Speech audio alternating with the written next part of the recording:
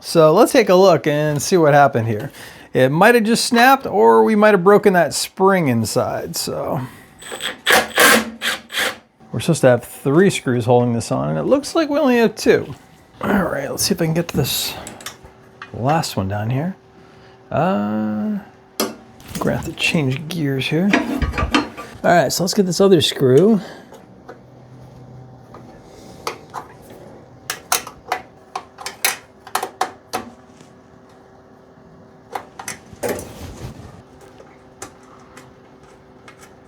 Okay. All right, let's see how bad this is.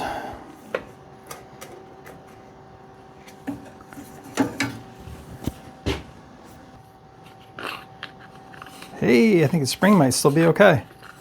Very cool.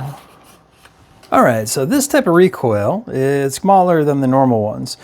Usually each wind is roughly 1 foot of cord that you're going to be pulling in.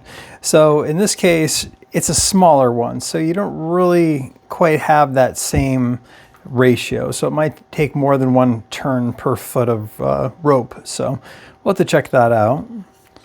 And so one of the things you want to check out is turn it just to make sure the little paws, the dogs, come out, and they do, so that's good.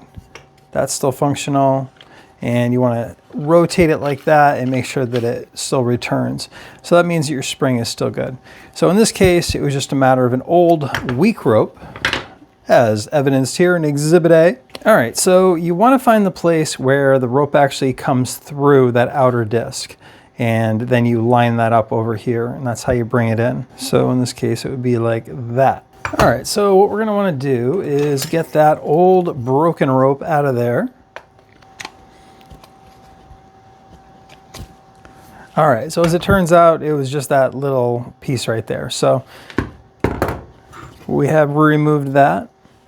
All right, so now what we're gonna wanna do, on a generator, I usually do about 6 feet of rope to give yourself plenty of room. However, this is gonna be a little higher off the ground, closer to the person, and they're not gonna be pulling it quite as far. So I'm thinking closer to 5 feet. So maybe 5.5, 6 turns is probably gonna be what we're looking for roughly. All right, so let's start by lining this up. That's our hole right there, and we want it to be over there. And we're gonna turn it counterclockwise. So basically, that is going to be our starting point. So let's try to do it 5 turns from there. So 1, 2, 3, 4,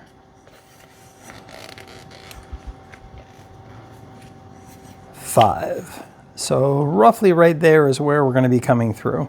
So we want to move it just a little bit over that way, and we're going to put a flathead screwdriver here to hold that in place through those little grates like that.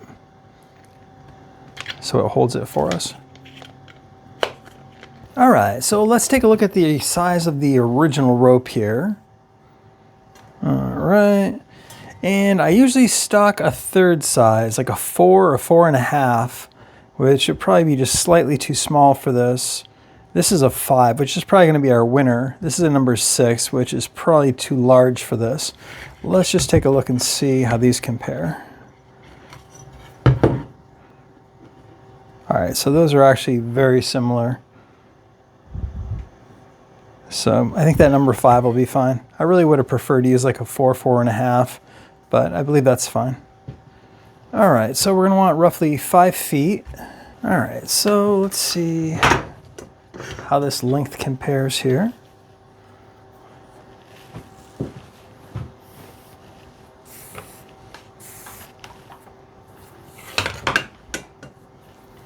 Oh, just about perfect. I think I nailed it.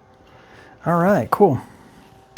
All right, now there are 2 different ways you can do this. You can either come in from this way, then pull it in, and then try to snake it in through that way. I'm thinking it might be a little easier, have a little more room here if we try to come in through that way and then go out that way. So let's try to do that initially.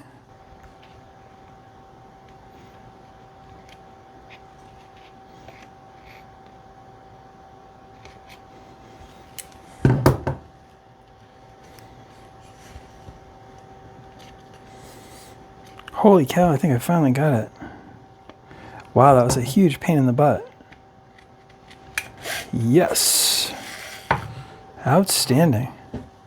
The trick on this one is to make sure that your melted tip is not too big, or else it's not going to get to the small spot.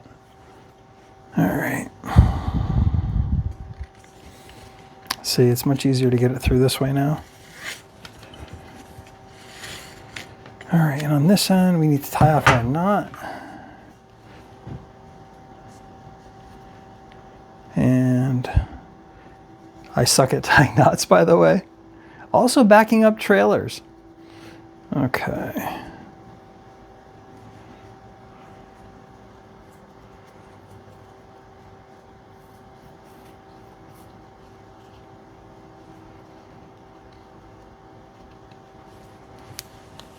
Okay, that should hold. Oh, do I have to say the obligatory, that ain't going nowhere? All right, now it can't go anywhere.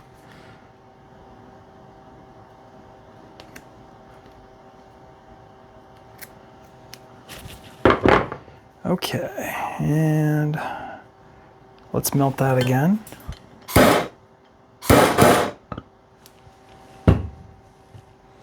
Cool. All right, and now we're just going to pull that through until we get to the knot.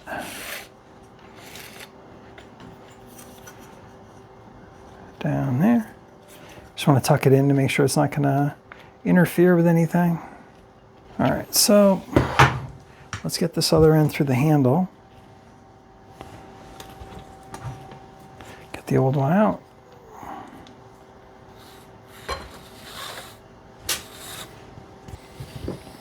All right, now we're going to push this through the other way.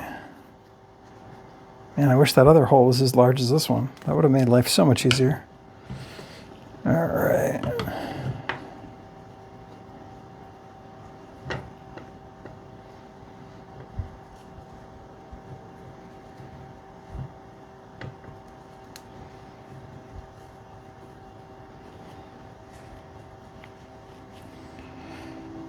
All right, now we have already singed that tip. However, I think it might be sticking a little too far out. So I'm going to cut it again, a little closer to the knot, and then I am going to singe that, and I'm also going to lightly singe the knot to keep the knot, almost like gluing the knot, so it doesn't loosen up over time.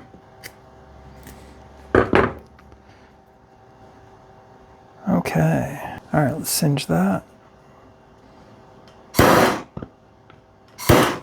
right, tip is singed, and let's give the knot a little glue. Cool.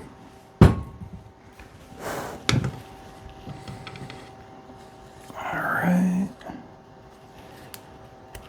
Cool. That should hold nicely. All right, now let's see if it worked.